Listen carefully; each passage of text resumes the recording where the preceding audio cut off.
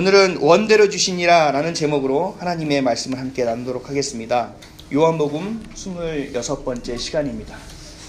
제목만으로도 은혜가 되지 않으십니까? 원대로 주시니라.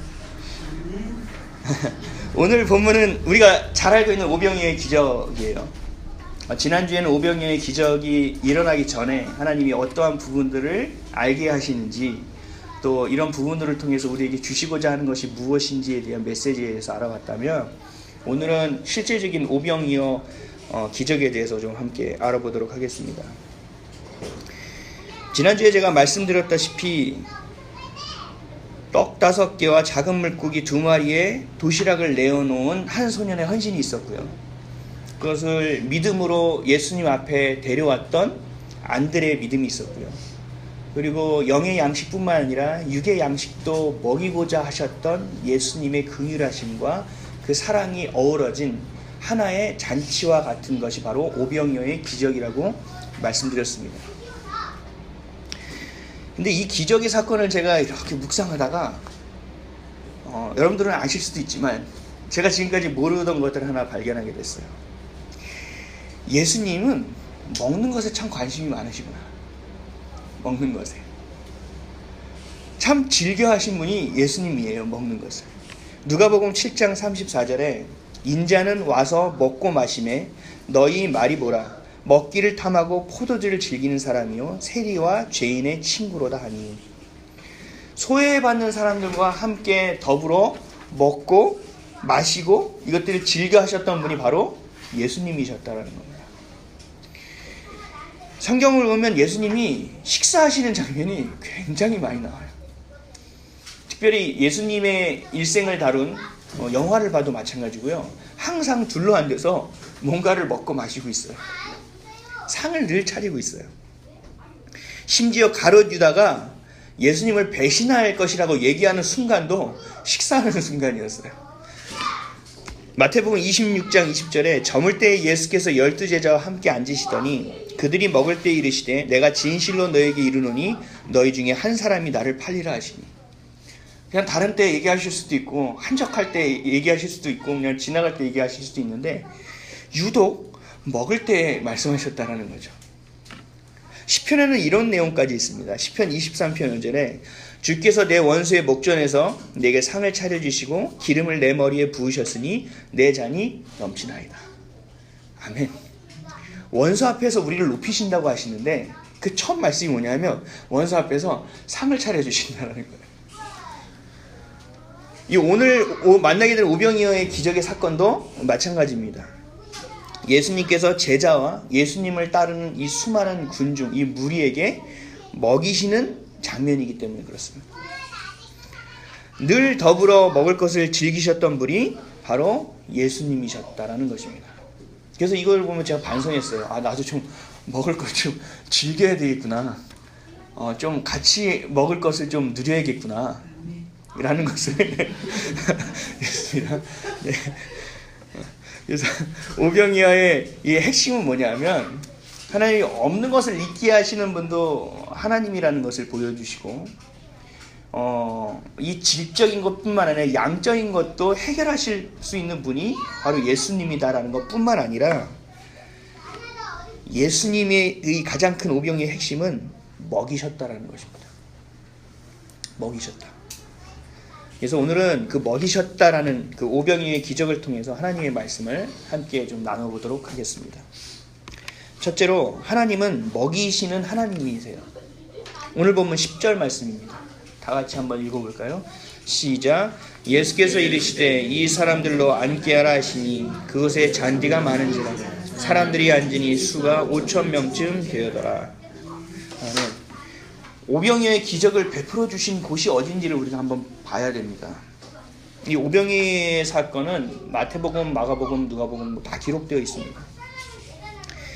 이 기적이 베풀어 주는 곳을 오늘 요한복음은 잔디가 많은 곳이라고 표현하고 있는데 이게 다른 곳은 뭐라고 표현하면 빈들이라는 표현을 씁니다. 왜냐면 아무것도 없다라는 거죠. 빈들에 먹을 것이 있습니까? 빈들에는 먹을 것이 없습니다. 아무것도 없는 것입니다. 그러나 예수님이 함께 하신다면 우리가 배불리 먹을 수 있다는 것을 말씀하고 계세요. 여러분들에게 어떤 문제가 있는지 잘 모르겠어요. 어떤 심령을 가지고 계신지도 잘 모르겠어요.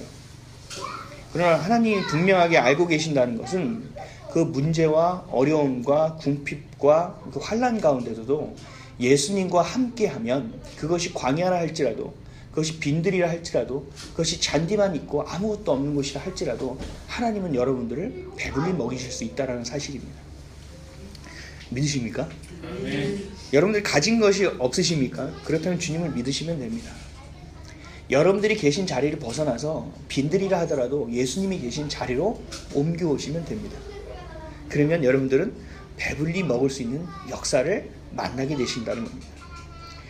오직 성령님과 동행함으로 우리는 풍성함을 누릴 수 있어야 된다는 말씀입니다. 하나님은 배불리 먹이시는 분이에요.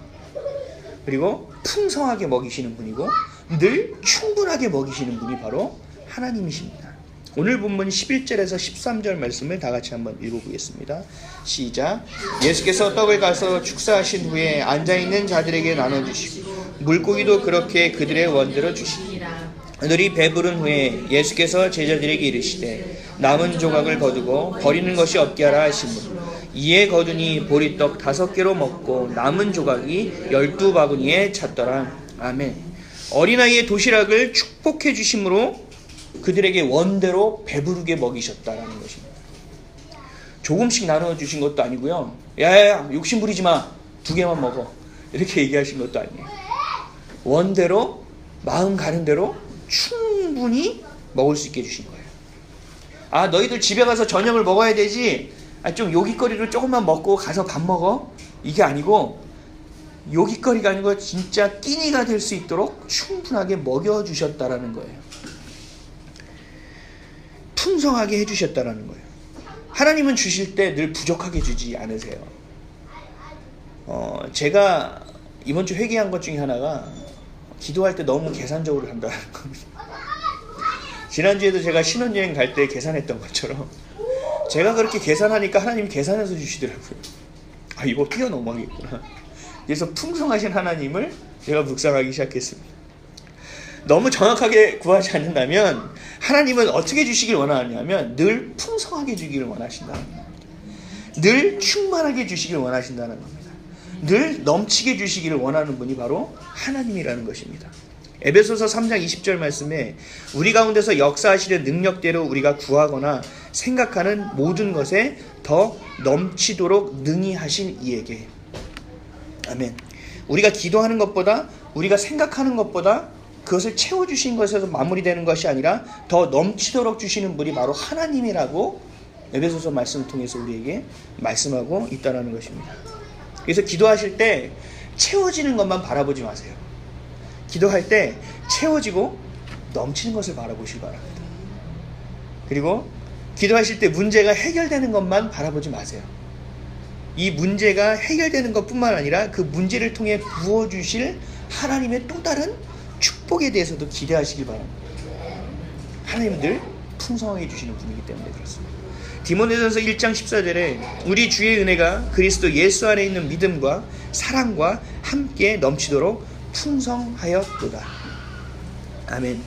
그 은혜가 그냥 주는 게 아니라 넘치도록 풍성하게 주시는 분이 바로 하나님이라는 것을 다시 한번 말씀하고 계신 겁니다.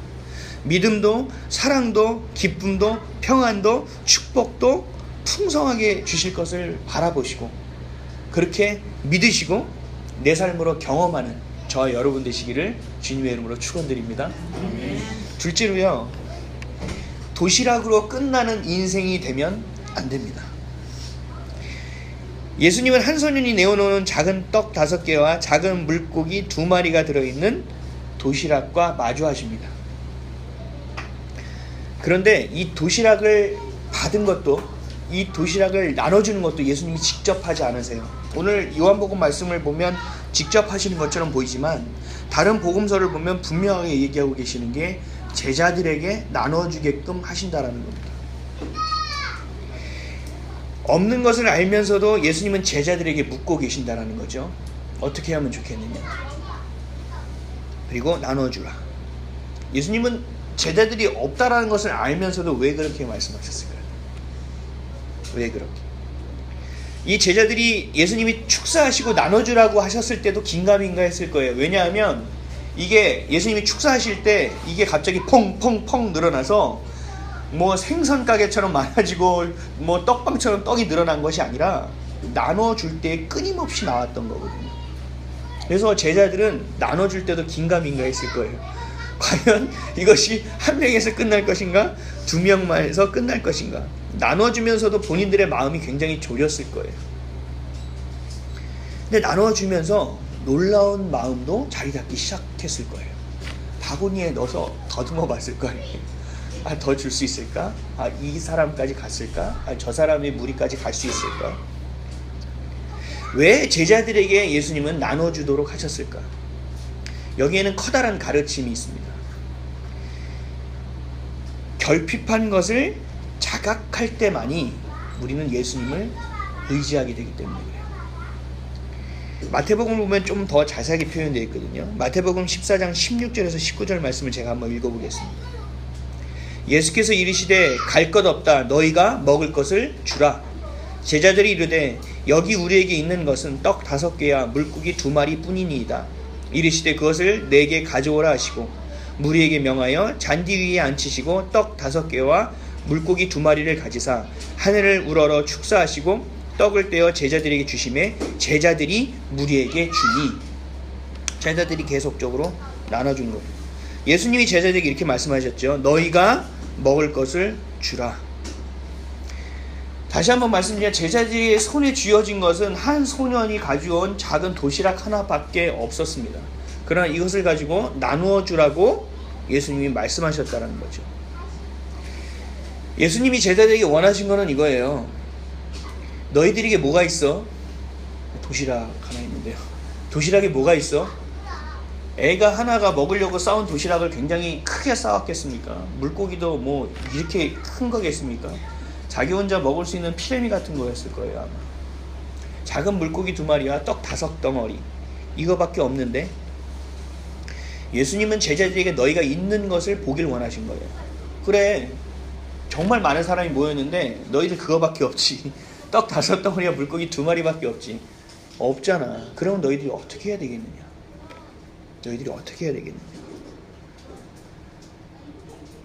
그 도시락밖에 없는 모습을 스스로 보기를 원하셨던 거예요. 우리에게도 이렇게 말씀하시는 거예요. 너에게 있는 것이 무엇이냐? 하나님이 모세를 불러서 민족을 해방시키러 갈 때도 손에 있는 것이 무엇이냐라고 말씀하셨는데 지팡이 하나밖에 없었다는 거죠. 네가 있는 것이 아무것도 없다라는 것을 인정하게끔 만드는 거예요. 그러면 너희들은 누구를 의지해야 되느냐? 바로 하나님만을 의지할 수밖에 없지 않느냐. 그렇다면 너희들이 지금 네 자신을 자각하였다면 너희가 무엇을 봐야 되느냐? 우리는 하나님을 의지한다고 해요. 하나님만을 믿는다고 말해요. 그런데 신기한 게요. 잘 내 모습을 보면 내게 있는 것으로 아둥바둥하는 모습들이 굉장히 많이 있어요.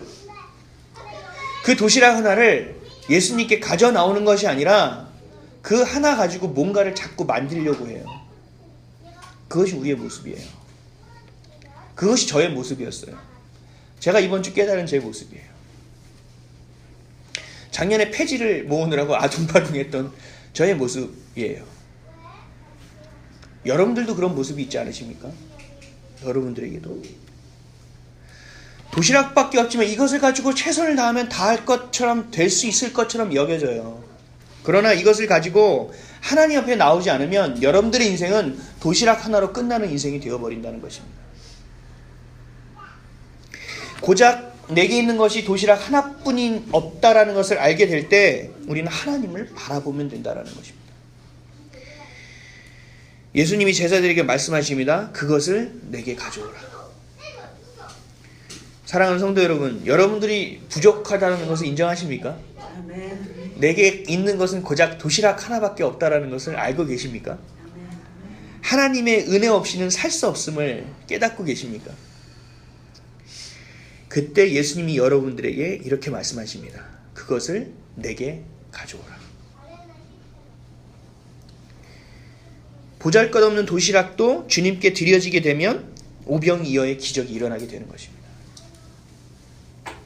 보잘것없는 내 인생을 주님 앞에 내어드리게 되면 그 인생은 오병이어의 기적의 재료로 하나님이 사용하신다라는 것입니다. 성경에서 우리 탕자 이야기 아시죠? 아버지 유산을 가지고 갔다가 탕진했잖아요.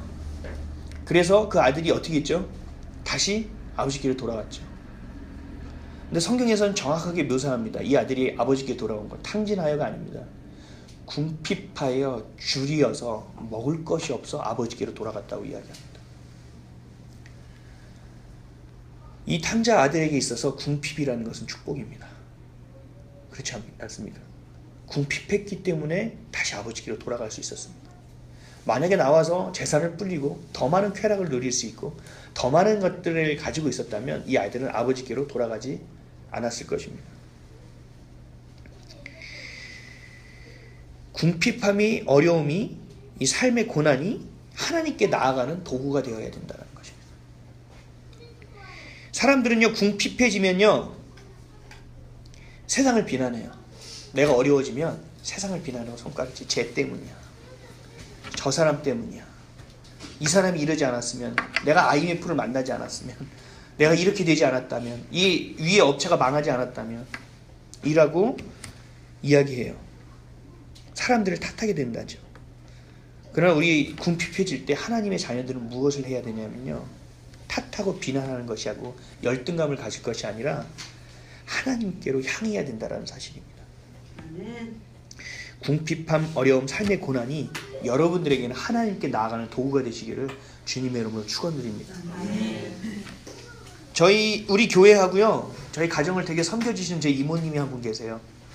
얼마 전에 이모님을 찾아뵙고 인사도 드렸는데 늘 우리 교회를 긍휼히 여겨주시는 분이시고요, 저와 저희 가정, 특히 우리 사모를 굉장히 긍휼히 여겨주시는 이모님이세요. 근데 그 이모님에게 제가 처음으로 이런 말씀을 드렸어요. 이모 도와주셔서 늘 감사하다. 그래서 그 은혜에 대해서는 내가 어떻게 얘기할 것이 없다. 그래서 처음에 제가 기도할 때 내게 금과 은은 없거니와 나사렛 예수 그리스도의 이름으로 명하노니 이 가정에 은혜가 있을지어다, 하나님의 축복이 있을지어다, 이들의 자녀와 그들의 자녀까지도 하나님의 은혜가 있을지어다 라고 처음에 제가 축복 기도해줬던 게 있어요. 그 이후에 제가 이모한테 이렇게 말씀드린 거예요. 이모, 저 너무 불쌍하게 생각하지 마세요. 이모, 저 너무 긍휼하게 생각하지 마세요. 제가 형편이 어려운 것도, 제가 건강이 늘 부족한 것도, 그리고 작은 교회를 섬기는 것도 불쌍하게 생각하지 마세요. 너무 긍휼히 보실 필요도 없어요. 왜냐하면 내가 형편이 어렵기 때문에 하나님을 볼 수밖에 없어요. 내가 붙들 것이 없기 때문에 하나님만을 찾을 수밖에 없어요. 내가 건강이 늘 이렇게 부족해서 몸살 하나 걸려도 하나님 앞에 그냥 무릎 꿇고 달려가는 사람이 될 수밖에 없어요. 그렇기 때문에 나는 하나님께 붙들림 받고 살아가는 인생이에요. 그래서 저는 이게 은혜라고 생각해요 라고 말했어요. 그랬더니 이모가 환하게 웃으시더라고요. 눌려있는지 알았더니 얘가 눌려있지 않고 잘 살아가는 모습을 보니 아마 마음이 놓이셨던 것 같아요. 저에게 이러한 결핍은, 저에게 이러한 궁핍은 제가 하나님께로 나아가고 하나님만을 바라보게 하는 큰 도구입니다. 여러분들에겐 어떤 것이 있습니까? 하나님께 나아가는 것이. 예전에 저희 운영위원장님이 저에게 말씀하신 내용이 또 떠오릅니다. 남편이 속썩이지 않고 아내가 속썩이지 않으면 자식이 속썩일 거야. 자식이 속을 안 썩이면 그 집안 무언가가 문제가 있다. 그것도 없다면 그 집안에 개새끼가 또 말썽을 부릴 것이다.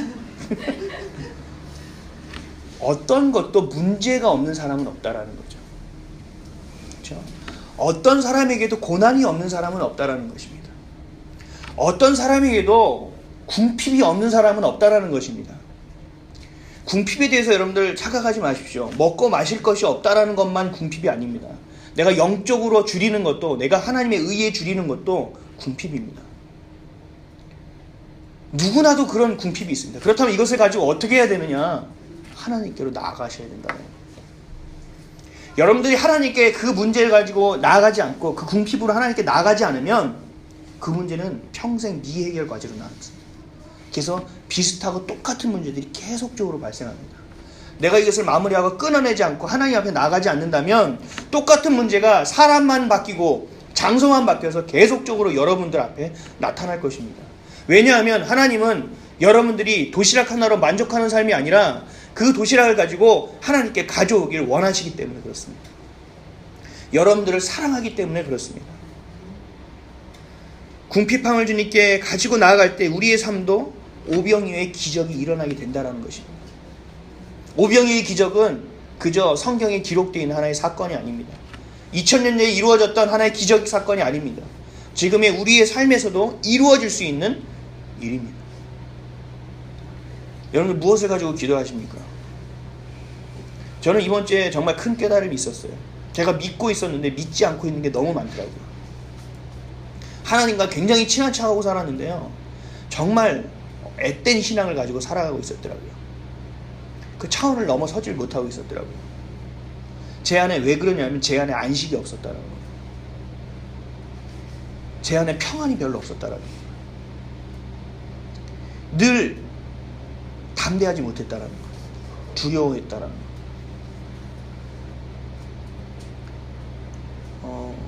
제가 이틀 전이었나요? 새벽에 기도하면서 무지하게 회개했습니다. 그리고 이 회개에 대해서 성도분들과 나눌까 말까 고민했어요. 근데 하디 선교사님이라고 계신데 우리나라에 들어오셔서 선교를 했었던 조선시대 구한마을에 선교사님이세요. 이분이 이 조선이란 나라에 들어와서 정말 미개한 민족에게 하나님의 복음을 전할 때 자신은 복음을 잘 전한다고 생각하고 있었어요. 자신은 최선을 다한다고 생각했어요. 근데 그는 외국인이었기 때문에 자신이 가지고 있는 것들을 누렸어요. 그래서 가마를 타고 다녔고 사람들을 무시했어요. 자기도 모르게. 어느 순간 성령님이 그걸 알게 하신 순간 이 하지 선교사가 견딜 수가 없었어요. 그래서 선교사님들이 공부하는 성경 공부 안에서 이것을 오픈하고 회개했어요. 그리고 원산에는 교회에 올라가서 강당에서 많은 조선인들에게 용서를 구했어요. 그것이 발단점이 돼서 시발점이 돼서 1907년에 평양 대붕으로 일어난 것입니다. 그 한 분의 작은 회개로 인하여. 그래서 그분의 그 회개의 용기를 얻어 제가 고백합니다. 여러분들의 신앙을 돌아보십시오. 제가 제 믿음을 봤더니 안식이 없었습니다. 늘 머릿속이 분주합니다. 늘 머릿속이 분주하고 무언가를 자꾸 해야 된다고 착각하고 있습니다.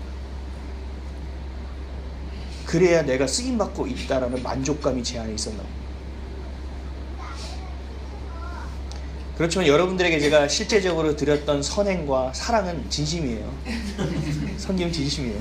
오해하지 마시고요. 그러나 그것들이 나만이 할 수 있는 일은 아닙니다. 어떤 목사도 할 수 있고요. 심지어 예수님을 믿지 않는 사람이라 하더라도 선함을 가지고 있는 분들이 계세요. 그런 분들도 할 수 있는 일입니다. 제가 여러분들에게 목사로서 온전히 서지 못함을 제가 회개합니다. 그저 믿음 좋은 성도의 모습으로만 있었던 것 같아요.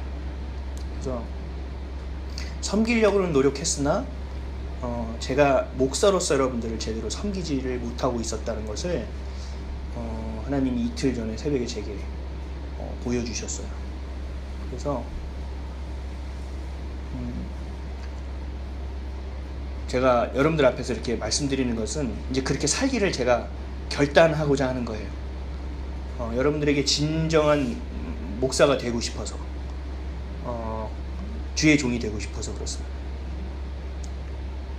열심히 섬기려고 노력했는데 제가 도시락 가서 그 도시락을 나누고 있더라고요. 하나님께 가져가자. 그러니까 제가 자꾸 마음이 힘들죠. 집에 뭐가 들어오면 제 아내한테 사모에게 얘기해요. 우리 성도 뭐 줄 거 없어? 갖다 주지도 않고, 뭐 이렇게 2개 생기면 누가 하나 갖다 주지. 과일이 이렇게 나오면 이거 좀 비닐로 담아 몇 개쯤 나올까? 물론 사랑입니다. 섬김입니다. 그러나 제가 주의 종으로서의 차원의 섬김까지는 가지 못했던 것 같아요. 그래서 제가 여러분들을 축복하고 싶어요. 제게 주신 주님의 이름으로 여러분들을 축복하고 싶어요. 그래서 이제는 그런 섬김이 좀 떨어지더라도 너무 서운해하지 마십시오. 제가 여러분들을 위해서 정말 열심히 기도하고자 합니다. 그리고 여러분들을 영적으로 축복하고자 합니다. 그리고 이제 하나님이 많은 것들을 좀 해주신 것 같아요.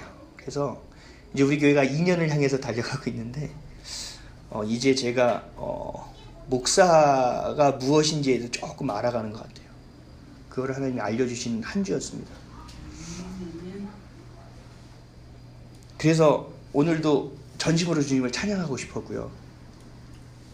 그리고 은사를 구하는 것이 아니라 다른 것을 구하고 내 명예와 인정받는 것과 이걸 구하는 것이 아니라 하나님의 얼굴만을 구하기를 원하는 마음이 생겼어요.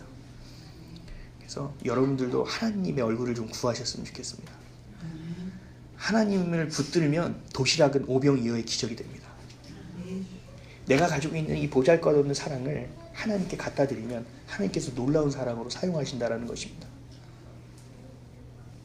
우리 교회 10가정만 됐으면 좋겠다라고 얘기했을 때 저를 구박하며 20가정 정도는 기도해야지요 라고 얘기하셨던 우리 집사님의 말씀도 제가 잘 기억하고 있어요. 하나님이 하십니다. 오늘도 나오면서 처음으로 느껴봤어요.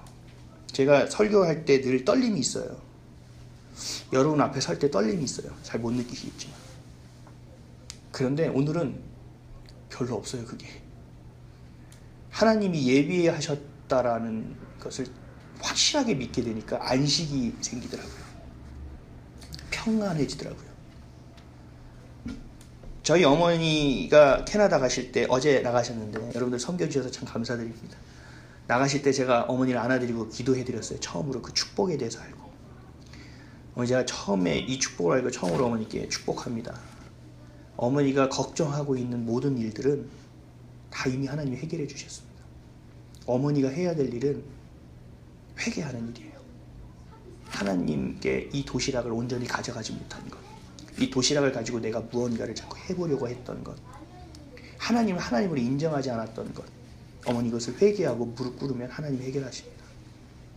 하나님이 어머니가 그렇게 할 때 이미 해결책까지 만들어 놓으셨습니다. 여러분 믿으십니까? 여러분들에게 문제가 있고 여러분들의 아픔이 있고 여러분들의 궁핍이 있는 것들은 이미 하나님이 해결해 주신 거예요. 내가 이미 세상을 이기었노라. 여러분들 평안이 없으십니까? 그렇다면 믿음이 없는 겁니다. 여러분들 기쁨이 없으십니까? 믿음이 없는 겁니다. 하나님이 하심을 믿으십시오. 하나님을 행하심을 믿으십시오. 그럼 하나님이 얘기하실 거예요. 내게 가져오라. 그러면 여러분들의 궁핍은 궁핍으로 끝나는 것이 아니라 놀라운 하나님의 오병이어의 사건으로 이어지게 된다는 사실입니다. 작은 도시락 하나로 끝낼 인생이 주님께 내어놓음으로 기적을 맛볼 수 있게 된다는 거예요. 말씀을 정리해 보겠습니다. 하나님은 우리를 먹이시는 분이세요. 그것도 배불리 먹이시고 원대로 먹이시는 분이 하나님이십니다. 그리고 부족하지만 주님께 의지할 때 기적을 베풀어 주는 분도 바로 우리의 아버지 되신 하나님이십니다. 보잘것없는 도시락 하나를 내어놓을 때 내게로 가져오라고 말씀하시는 분이 좋으신 우리의 하나님이십니다. 우리 인생도 부족하고 형편없고 이것저것 멍들어서 내놓을 것도 없지만 그것이라도 주님께 내어놓게 될 때 주님은 기다렸다는 듯이 말씀하실 거예요. 내게로 가져오라. 수고하고 짐진 자들아 모두 내게로 오라. 내가 너희를 쉬게 하리라. 한 주간도 우리를 넘치도록 풍성하게 먹이시는 하나님, 우리의 궁핍함을 통해 기대하신 하나님을 좀 바라보시고 또 기대하시고 우리의 보잘것없는 인생, 우리의 정말 보잘것없는 이 도시락을 들고 기도의 자리로 또 쓰임받는 자리로 나아가시기를 예수 그리스도의 이름으로 간절히 축원드립니다. 기도하겠습니다.